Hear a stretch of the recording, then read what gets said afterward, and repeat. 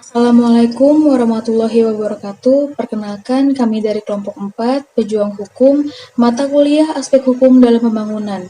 Kami akan mempresentasikan materi mengenai tipe-tipe administrasi kontrak konstruksi. Sebelum masuk ke materi, perkenalkan nama saya Dewi Sri Mulyatini Ramadini sebagai moderator. Oke, baik, langsung saja ke materinya.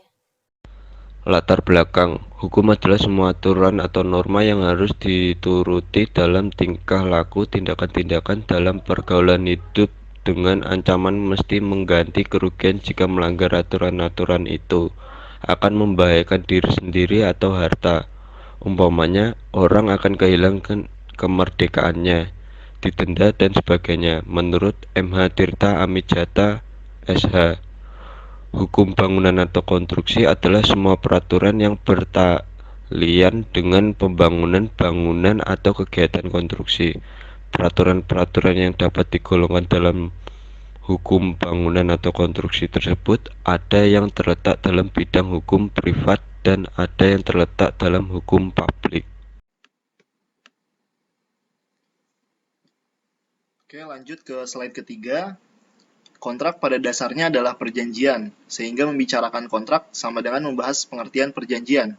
Apabila membicarakan perjanjian, terlebih dahulu diketahui apa sebenarnya perjanjian itu, dan di mana dasar hukumnya. Perjanjian yang dimaksud adalah perjanjian yang diatur dalam buku ketiga KUH Perdata yang berjudul tentang perikatan yang terdiri dari ketentuan umum dan ketentuan khusus. Kali ini kita akan membahas kontrak atau perjanjian di bidang konstruksi. Kontrak atau perjanjian adalah kesepakatan antara dua orang atau lebih mengenai hal tertentu yang disetujui oleh mereka. Ketentuan umum mengenai kontrak diatur dalam Kitab Undang-Undang Hukum Perdata Indonesia. Berdasarkan Undang-Undang Republik Indonesia Nomor 2 Tahun 2017 tentang jasa konstruksi pada bab 1, Ketentuan Umum pasal 1 menjelaskan bahwa kontrak kerja konstruksi adalah dokumen yang mengatur hubungan hukum antara pengguna jasa dan penyedia jasa dalam penyelenggaraan pekerjaan konstruksi.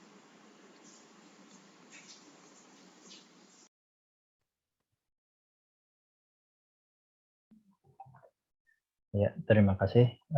Selanjutnya yaitu rumusan masalah. Yang pertama, sebutkan jenis-jenis kontrak proyek konstruksi. Yang kedua, faktor penyebab permasalahan hukum dalam pelaksanaan kontrak konstruksi. Yang ketiga, identifikasi dampak sengketa proyek. Berikutnya adalah jenis-jenis kontrak. Kontrak dibagi menjadi 3, yaitu pertama, kontrak harga satuan atau unit price contract. Yang kedua adalah kontrak biaya plus jasa atau kontrak plus fee kontrak. Yang ketiga adalah kontrak biaya menyeluruh atau yang disebut dengan lump sum kontrak. Pertama, kontrak harga satuan atau unit price contract. Dalam kontrak ini, pihak kontraktor hanya menentukan harga satuan pekerjaan untuk biaya semua jenis kontrak pekerjaan yang mungkin dikeluarkan termasuk biaya overhead dan keuntungan. Biasanya, kontrak ini digunakan jika kuantitas aktual dan masing-masing item pekerjaan sulit untuk diestimasi secara akurat sebelum proyek dimulai. Pemilik dan kontraktor akan melakukan opnam atau pengukuran bersama terhadap jumlah bahan yang terpasang untuk menentukan kuantitas pekerjaan yang sesungguhnya. Kedua adalah kontrak biaya plus jasa atau kontrak plus fee kontrak. Dalam kontrak ini, kontraktor akan menerima pembayaran atas pengeluaran ditambah dengan biaya untuk overhead dan keuntungan. Besarnya biaya overhead dan keuntungan biasanya dihitung berdasarkan persentase biaya yang akan dikeluarkan kontraktor. Yang ketiga adalah kontrak biaya menyeluruh atau lump sum kontrak. Dalam kontrak ini menyatakan bahwa kontraktor akan melakukan atau melaksanakan proyek sesuai dengan rancangan biaya tertentu. Apabila terjadi perubahan dalam kontrak, perlu dilakukan negosiasi antara pemilik dan kontraktor untuk menetapkan besarnya pembayaran, baik pekerjaan tambah maupun pekerjaan kurang, yang akan diberikan kontraktor terhadap perubahan tersebut. Saya akan melanjutkan presentasi untuk slide 6, yaitu faktor potensial penyebab permasalahan hukum dalam pelaksanaan suatu pekerjaan konstruksi. Faktornya ada 3 aspek, yaitu aspek teknis, aspek waktu, dan aspek biaya. Untuk aspek teknis sendiri, dia ada 5 poin, yaitu faktor perubahan pekerjaan, faktor perbedaan kondisi lapangan, faktor kekurangan material dan atau peralatan yang sesuai dengan spesifikasi teknis, faktor keterbatasan personil, dan yang terakhir, faktor kurang jelas atau kurang lengkapnya gambar rencana dan atau spesifikasi teknis. Yang kedua, aspek waktu ada 3 poin, yaitu faktor penundaan waktu pelaksanaan pekerjaan, faktor percepatan waktu penyelesaian pekerjaan, yang terakhir adalah faktor keterlambatan waktu penyelesaian pekerjaan. Yang ketiga adalah aspek biaya, yaitu ada 2 poin, faktor penghematan anggaran dan faktor keterlambatan pembayaran. Selanjutnya terdapat contoh kontrak bisnis surat perjanjian kerjasama usaha antara dua pihak, di mana pihak pertama selaku pengguna jasa dan pihak kedua selaku kontraktor bersama-sama bersepakat untuk mengadakan perjanjian kerjasama usaha yang diatur dalam pasal-pasal sebagai berikut. Pasal 1, ketentuan umum, di mana pihak pertama selaku pemilik modal menyerahkan sejumlah uang kepada pihak kedua untuk dipergunakan sebagai modal usaha untuk jenis usaha properti, dan pihak kedua selaku pengelola modal dari pihak pertama bertanggung jawab untuk mengelola usaha tersebut. Lalu pihak kedua menerima modal dalam bentuk uang dari pihak pertama yang diserahkan pada saat perjanjian ini disepakati dan ditandatangani. Pada poin 4, pihak pertama akan mendapatkan keuntungan bagi hasil usaha menurut persentase keuntungan yang telah disepakati bersama sebagaimana diatur dalam pasal 4 yang akan dibahas di slide berikutnya. Pada poin 5, masing-masing pihak memiliki andil dalam usaha ini, baik modal maupun tenaga yang besar maupun pembagiannya sebagaimana tercantum dalam pasal 2, 3, dan 4 yang akan dibahas di slide selanjutnya. Pasal 2. Modal usaha. 1. Besar uang modal usaha sebagaimana disebut pada pasal 1 ayat 1 adalah sebesar 100 juta.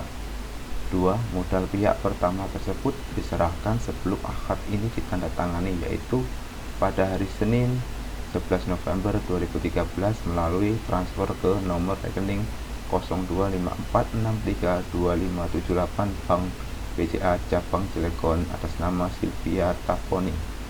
Pasal 3. Pengelola usaha. 1. Pihak kedua bekerja mengelola usaha sebagaimana tercantum pada pasal 1 ayat 2. 2. Dalam mengelola usahanya, pihak kedua bisa dibantu oleh sejumlah staf yang semuanya berstatus sebagai karyawan. Pasal 4. Keuntungan. 1. Keuntungan usaha adalah keuntungan bersih, net profit, berupa keuntungan yang diperoleh dari kegiatan usaha. Cash profit dikurangi zakat 2,5% dari cash profit. 2. Nisbah keuntungan usaha untuk pihak pertama disepakati sebesar 10%. Pasal 5. Kerugian. 1. Semua kerugian usaha sebagaimana tercantum pada pasal 1 ayat 2 ditanggung sepenuhnya oleh pihak kedua. Pasal 6. Laporan usaha. 1. Tutup buku akhir usaha dilakukan setiap bulan. 2. Laporan bulanan terinci mengenai seluruh kegiatan usaha dikirimkan paling lambat 7 hari pada bulan berikutnya oleh pihak kedua kepada pihak pertama. 3. Penyerahan hasil keuntungan sebagaimana dalam pasal 4 ayat 2 dilakukan selambat-lambatnya 7 hari setelah jatuh tempo. Pembayaran setiap tanggal 5 tiap bulannya dan akan diserahkan melalui transfer ke nomor rekening 0254632578 Bank BCA Cabang Yogyakarta atas nama Ahmad Mahmud. Pasal 9. Perselisihan. Yang pertama, apabila terjadi perselisihan antara kedua belah pihak sehubungan dengan akad kerjasama ini, kedua belah pihak bersepakat menyelesaikannya secara musyawarah. Dan yang kedua, segala sesuatu yang merupakan hasil penyelesaian perselisihan akan dituangkan dalam suatu berita acara. Demikian surat perjanjian ini dibuat rangkap 2 di atas materi 6000 untuk dijadikan pegangan bagi masing-masing pihak, dan surat perjanjian ini ditandatangani di depan saksi-saksi dan dalam keadaan sehat walafiat tanpa tekanan dari siapapun. Tanggal 31 Oktober 2017, pihak pertama yaitu Ahmad Mahmudi dan pihak kedua yaitu Yanes Hargita Dan saksi-saksinya adalah yang pertama Bapak Pangestu Kurnia, yang kedua Bapak Bobi Ramada Sugiarto. Baiklah, terima kasih Mbak Yunita. Selanjutnya, saya Alfozanker akan membacakan slide 10. Supaya tidak memperpanjang perkenalan, marilah kita masuk ke slide-nya.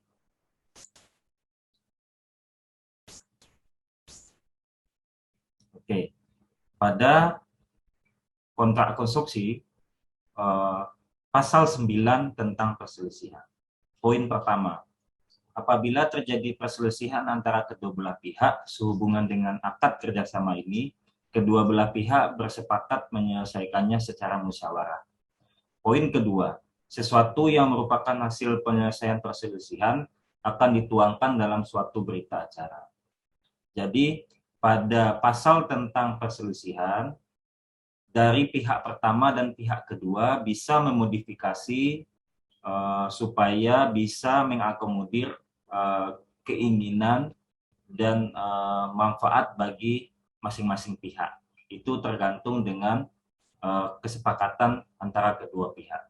Tetapi di dalam modifikasi tersebut harus tertuang dari dua buah poin ini.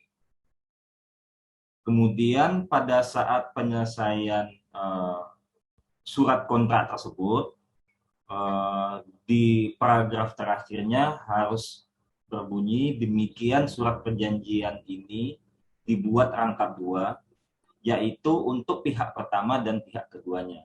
Kemudian kedua belah pihak, pihak pertama dan pihak kedua, harus bertanda tangan di atas materai. Pada saat 2021 sekarang, dari pemerintah, materainya udah nggak pakai 6.000 lagi, tapi udah pakai materai 10.000. Jadi fungsinya kontrak tersebut dipegang oleh kedua belah pihak adalah pegangan supaya kedua belah pihak merasa aman dan merasa bisa melanjutkan pekerjaan konstruksi tersebut tanpa terkait dengan gangguan-gangguan non-teknis. Kemudian setelah tanda tangan di atas materai berdasarkan tanggal ditandatanganinya kontrak tersebut. Jadi misalkan sekarang tanggal 13 November. Jadi di kontrak tersebut harus tertuang tanggalnya. Kalau perlu ada tempatnya gitu, kotanya, misalkan kota Jakarta. Kemudian dari kontrak tersebut harus disaksikan oleh beberapa saksi, minimal 2 saksi. Jadi di sini pada contoh ini pihak pertamanya Ahmad Mahmudi, kemudian Yanis Hardita selaku pihak kedua bertanda tangan di atas materai 10.000, kemudian saksi-saksinya Pangestu Kurnia, kemudian Bobi Ramada Sugiarto. Kedua saksi tersebut ada kolom tanda tangannya biasanya di samping namanya, kedua saksi tersebut bertanda tangan. Jadi begitulah contoh-contoh kontrak pada konstruksi. Mungkin itu saja yang bisa kami sampaikan. Lebih kurangnya kita memohon maaf. Kemudian saya kembalikan kepada moderator. Assalamualaikum warahmatullahi wabarakatuh. Baik, terima kasih kepada rekan-rekan yang telah memberikan materi. Saya mewakili kelompok 4 pejuang hukum memohon maaf apabila ada kesalahan kata-kata. Sekian presentasi yang kami bawakan, terima kasih.